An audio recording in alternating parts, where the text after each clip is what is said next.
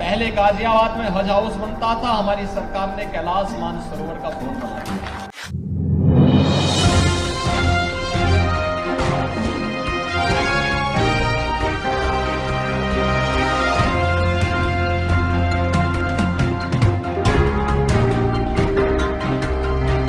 उत्तर प्रदेश में भारतीय जनता पार्टी के पास बताने को कुछ बचा नहीं है, विकास कुछ किया नहीं है, तो हिंदू मुस्लिम पर उतर आए हैं। एक के बाद एक इनके नेता जहां जहां जाते हैं वहां हिंदू मुसलमान करने की कोशिश करते हैं। अपने आप को बताते हैं कि हम तो राम मंदिर बनवा रहे हैं, हम बहुत बड़े वाले हिंदू हैं और हिंदू हमारे साथ है, ऐसी बात करते हुए नजर आते हैं।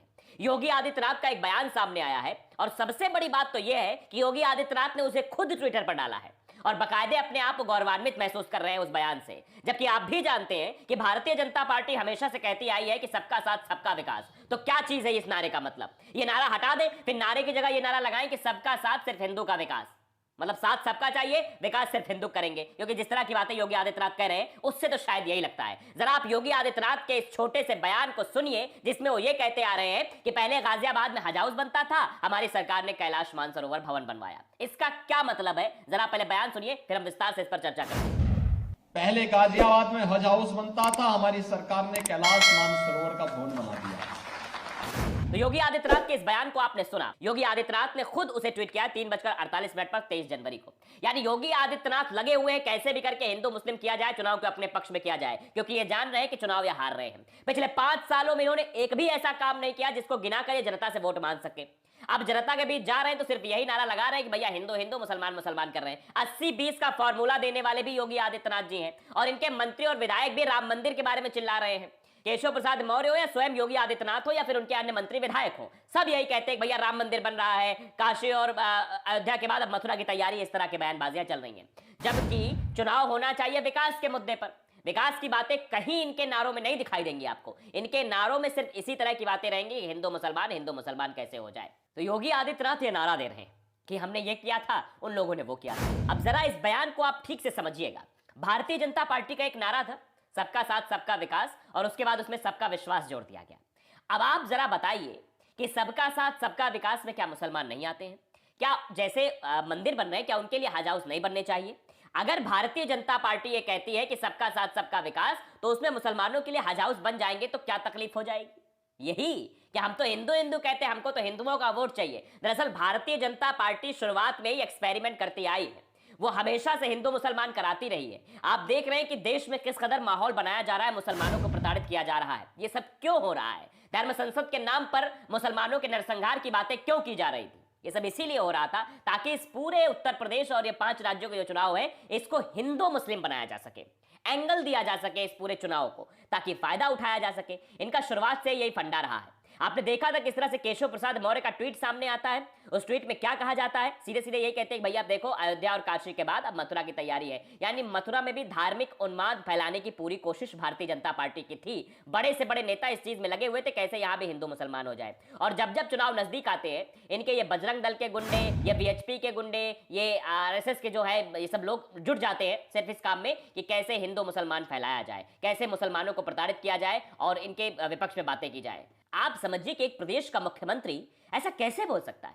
बड़ा हास्यास्पद लगता है जब एक प्रदेश का मुख्यमंत्री इस तरह पे करता है। आपकी व्यक्तिगत राय कुछ और हो सकती है मुख्यमंत्री साहब, आप व्यक्तिगत तौर पे हिंदू होंगे, अच्छी बात है, आप हिंदुओं के बारे में बात करिए, अच्छी बात है। लेकिन आप जब सार्वजनिक मंच पर होंगे, जब आप एक मुख्यमंत्री कुर्सी पर विराजमान हो जाएंगे, तो ना आप हिंदू हैं ना मुसलमान हैं। आपको अगर अपनी पार्टी के नारे के आधार पर चलना है, सबका साथ सबका विकास, तो उस आधार पर आपको सोचना होगा कि मुसलमानों के बारे में भी हमें सोचना है, हमें ईसाइयों के बारे में सोचना है, हमें हिंदुओं के बारे में भी सोचना है। अगर आप एक धर्म विशेष के लिए सोचेंगे तो सवाल तो पूछा जाने लगेगा, भैया फिर क्यों नारा हटा दो ना? नारे में क्यों कहते हो सबका साथ सबका विकास? इस नारे को बदलकर अलग नारा दे दो कि सबका साथ बस हिंदुओं का विकास। यही बात है, यही करना चाह रहे हैं। ये चाह रहे हैं कि कैसे भी करके वोट का पोलराइजेशन हो सके। और ये बात नहीं है, आप भी जानते हैं कि क्या इन्होंने हिंदुओं के लिए बहुत कुछ कर दिया है? कुछ नहीं किया है। हिंदुओं को ही प्रताड़ना मिली है उत्तर प्रदेश में। आज जो बेरोजगार जिनके ऊपर लाठियां बरसाई जा रही है वो कौन है? वो हिंदू है। जिस एप्पल के मैनेजर की हत्या कर दी गई, पुलिस ने फर्जी एनकाउंटर में उसको मार दिया, वो भी हिंदू था। जिस गुप्ता जो व्यवसायी था, जिसको गोरखपुर में मार दिया गया, पुलिस ने मारा उसे, वो भी कौन था? हिंदू था। आप बताइए हाथरस में जिस बेटी के साथ अन्याय हुआ, रातों रात पुलिस ने जला दिया, वो कौन थी? हिंदू थी, तो हिंदुओं के साथ ही अत्याचार अनाचार हुआ है। ये सिर्फ चुनाव के समय प्रोपेगेंडा फैलाने की कोशिश है कि चुनाव हिंदू मुसलमान हो जाए, हिंदू हिंदू हो जाए, मुसलमान मुसलमान हो जाए, जबकि मुसलमानों की प्रताड़ना तो हुई है, उसके साथ साथ हिंदुओं की भी प्रताड़ना हुई है। आप बताइए कि अगर एक आम आदमी है, आप जाते हैं सुबह पेट्रोल डीजल भराने, आपको ट्रैक्टर चलाना है, खेतों में अगर किसान है तो डीजल भराने जाएंगे, डीजल के दाम आप देखिए, क्या आप हिंदू है मुसलमान है? डीजल वाला पूछता है आपसे, लो हिंदू वाले हो आपको थोड़ा कम रेट पे दे देंगे, आप मुसलमान हो आपको हाई रेट पे देंगे। प्रताड़ित कौन हो रहा है? हिंदू हो रहा है और मुसलमान भी हो रहा है, सब प्रताड़ित हो रहे हैं। बेरोजगारी चरम पर है, कौन प्रताड़ित हो रहा है? सब प्रताड़ित हो रहे हैं, हिंदू मुसलमान सब। आपने देखा किस तरह से गंगा में लाशें तैर रही थी कोरोना के दूसरी लहर के वक्त, कौन लोग थे वो?